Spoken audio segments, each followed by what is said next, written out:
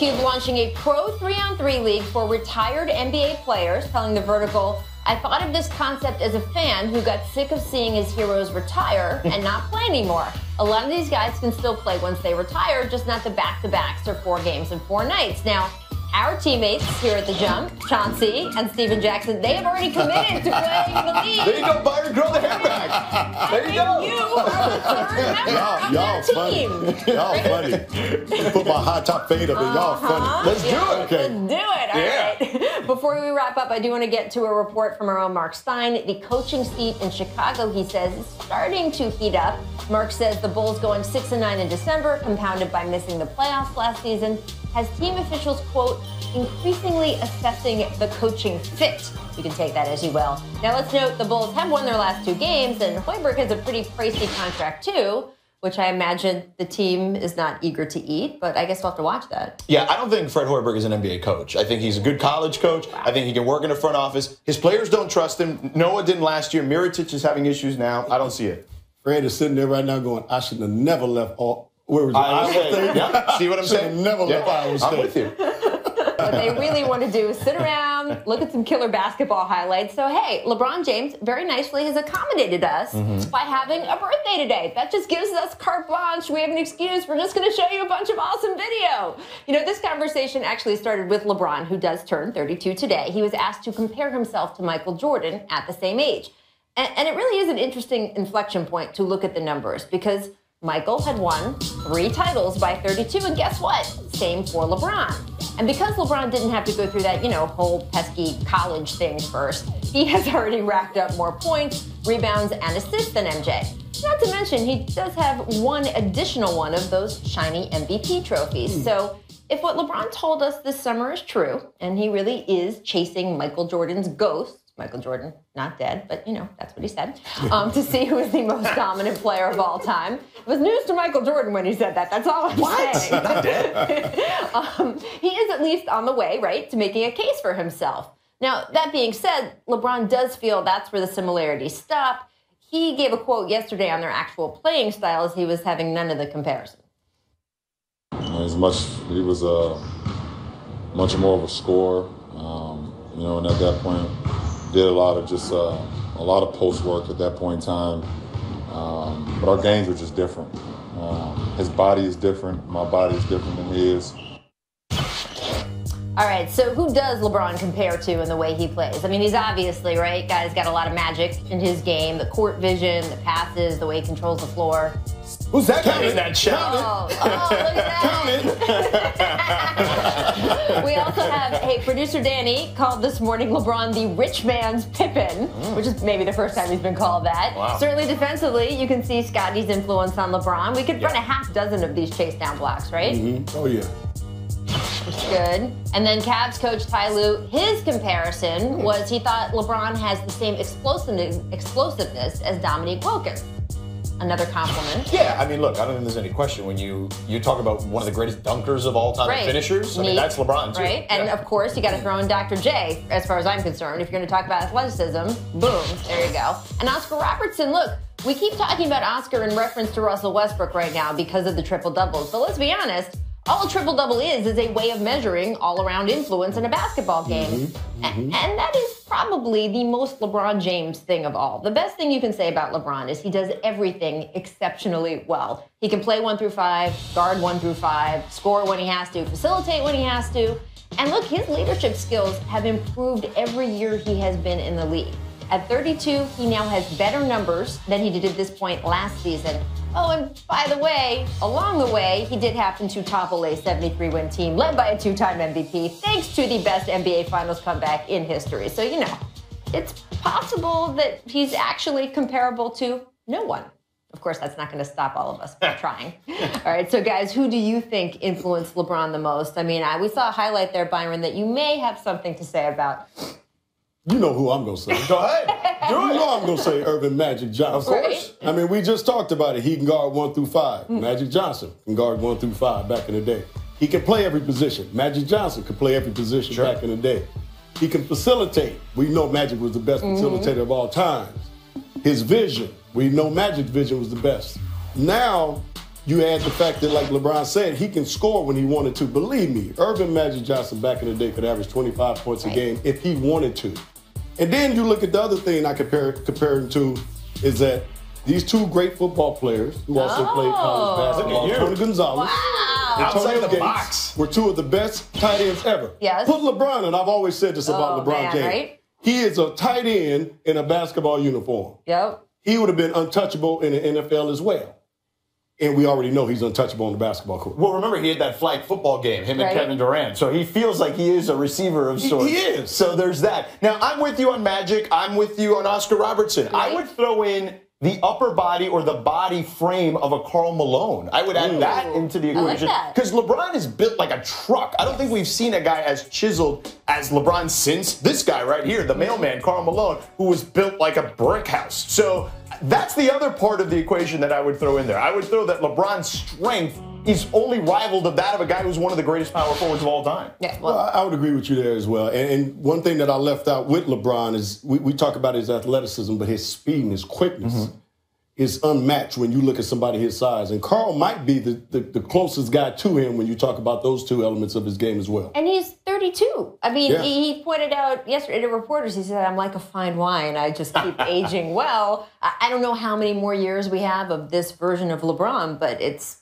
looking good this year. As I said, his numbers are better than last year. Looks real good right now. And let's keep enjoying it as long as we can, too. Absolutely. I love that you brought up those flag football games because I did notice those flag football games stopped when Durant became more of a threat to LeBron. It was like, oh, look, I want to help him out. We'll have some fun. Work out with him in the offseason. That's all done.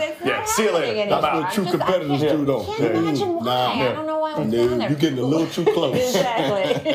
All right, let's turn our attention to last night's game in Cleveland. The Cavs had an 18-point lead at the start of the fourth quarter, but they did have some trouble putting the Celtics away. Boston pulled to within one 3 times in the final 2 minutes. They did end up falling 124 to 118. So, George, you could kind of look at it either way. Did the Celtics losing that way to the Cavs tell you they're close, or they're not really remotely close? Yeah, I don't believe they're remotely close. I look at this team, and I think they're really good.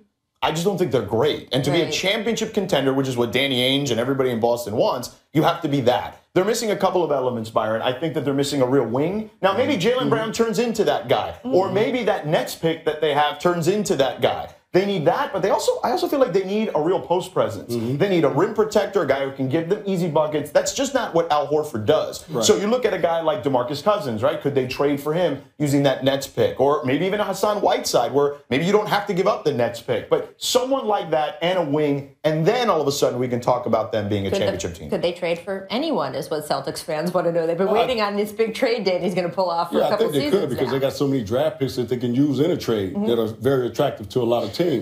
But I agree with you, George, is the fact that they are a very good basketball team. And I said this when Al signed with them this offseason, that's a great piece to the puzzle. But he's not a game changer, but he's a great piece to the puzzle. So they've taken another step forward, in the Eastern Conference, which is very slim anyway. There's no team in the Eastern Conference that I look at right now that's going to challenge Cleveland for a championship as far as the Eastern Conference is concerned. But the Boston Celtics and Toronto, those two teams can make it interesting.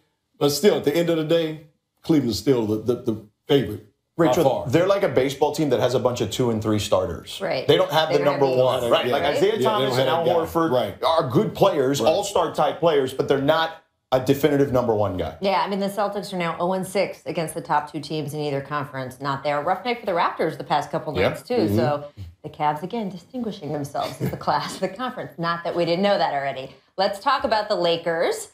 LA outscored 31-13 in the third quarter last night. At home to the Mavs, Dallas, not a good basketball team this year, and yet the Lakers did still manage to lose to them. Their 14th loss in the last 16 games, and afterward, Coach Luke Walton said, quote, as a team, we're going to be fun, we're going to figure it out, but when is the question? How much does it mean to us right now to figure it out? Do we want to do it now, or do we want to wait 2 or 3 years? Take a look. The Lakers hold the worst record in the league in the month of December, 2-14. This is after they were 10-10 heading into the month. So, Byron, if you look at Luke's equation here, are we going to figure it out right now, or is it going to take 2 or 3 years? Where are you putting your money? Well, it's going to take 2 or 3 years. Now, when he said, do we want to wait, we all know LA fans don't want to wait. Yeah. And if they wanted to wait, I wouldn't probably be sitting here with you guys. So I'm just saying. Hey, so listen, you're being honest. Listen, they don't want to wait. Yeah. I understand what he's saying, but you're going to have to. Unless they can make a trade or like you said, make that draft pick that can come in right away and be a game changer. They're going to have to wait for these young guys to continue to develop. And they will. They will develop. They'll get better and better.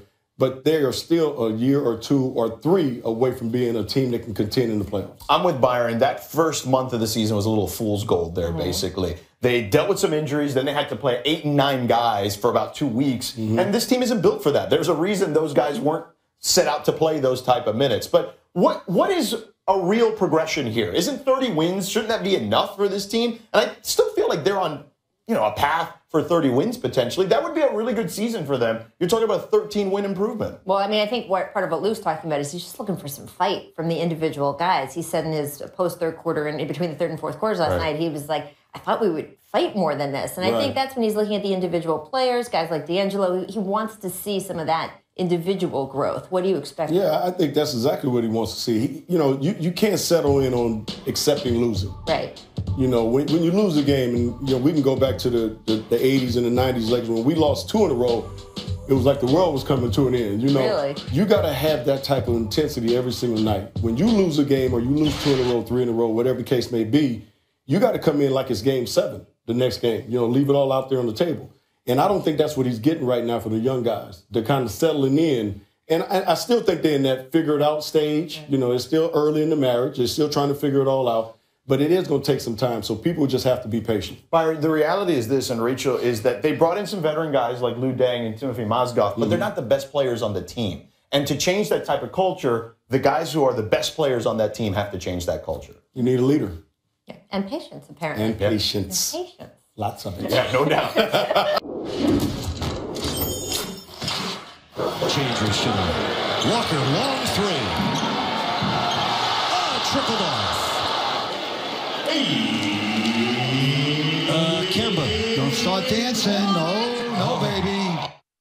Yeah, I like Kemba Walker so much, but that was unfortunate. Tony Fiorentino did a nice job there. No dancing, baby. That was good. I mean, Don't shimmy. Nah, man, you don't shimmy unless you know it's in. You can see it through the... Wait till it goes in the hole, and then you start shimmying. You were talking to the break about Swaggy P. Yeah, look, that reminded me of that Nick Young shot back in 2014, right? So Swaggy takes the shot, he throws his hands up like, oh, but at least Byron, you said it. He turned around and checked to see if it went in. Right.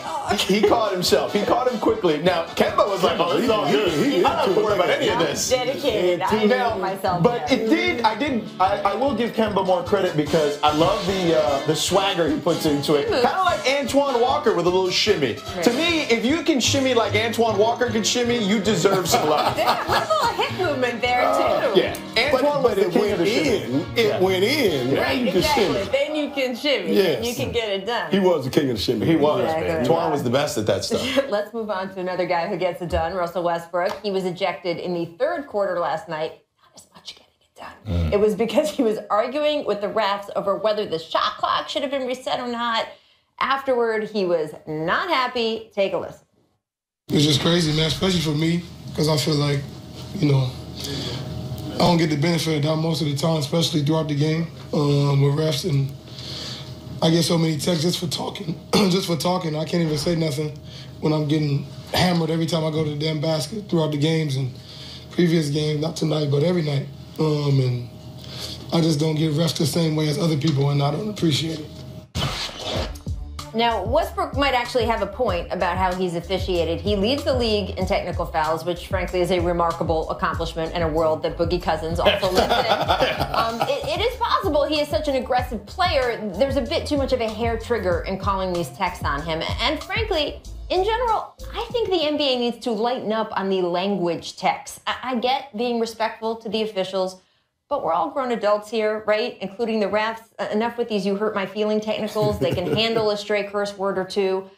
All that being said, can we go a week here, please, without some big star in the NBA complaining that he doesn't get the calls or does get the calls or isn't getting calls he should be getting? Paul George did it the other day to such a degree he got fined $15,000. Now it's Westbrook, who, takes so much contact every time he drives the lane. He probably could get even more calls than he does. But guess what? He already leads the league in free throw attempts per game. So there's an argument to just take the win and move on. And let us move on. On our website today, our Grace Young noted that a year ago, Westbrook said he sat down, he actually watched every tech he got for arguing from the previous season and tried to let it sink in that not once did the officials change their minds.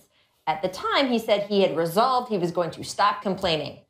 You may want to check back in on that. George, where are you on this? Well, listen, I agree with you. I think that we could sit here and dissect every play and say everyone deserves more calls, right? When you were playing and coaching, I'm sure you wanted more calls. That's just kind of the way this thing works. Right. But when we just came off this whole 2-minute report thing with Golden State and Cleveland, I think Kevin Durant made a good point, which is, and LeBron too for that matter, which is we're kind of scrutinizing these guys even a little too much. They're all human, and they're going to make some mistakes. You're going to miss some stuff, even with 3 referees. It's why we're experimenting in the D-League with 4 and 5 referees. But do we need more calls? Do we right, really need that's kind of my point. I almost feel like that hurts the game more if we're stopping play and getting to the line. He's leading the league in free throw attempts enough. Like, Russ, I love you, but come on, pump the brakes on this one. You give Westbrook a pass? You think he's right? I do give him a pass because I do think he's right to a certain extent, and I agree with George. He is leading the league in free throw attempts, so you can't complain too much. Come on. But we all know Russ. You know, this is one of the fiery guys in this league. He plays with so much passion, and he loves the competition. He loves the game. You know, so as a referee, you know, you got to sometimes, you know, hold your brakes as well because you do know who you're talking to. Right. You know, this guy is very passionate and sometimes he's very emotional. You know, so he's going to say some things just in the heat of the moment. And sometimes as a referee, you got to let that go. You know, so you got to understand, as a referee, you get scouting reports too. So you know when Russell's out there, he's going to probably get a little heated over certain calls. And sometimes as a ref, like I said, you got to let it go. But Russ, you can't complain too much because you are leading the league. So just kind of, you know. Let's everybody just take it down just like, a notch. A lot of just all get along. A lot of young refs in the league, by the way. That could be the case, too. A lot of younger refs in the league. Yeah, they want to assert themselves, and I get that. But we've all heard the curse words before. We don't have to get in our fainting couches. It's all good.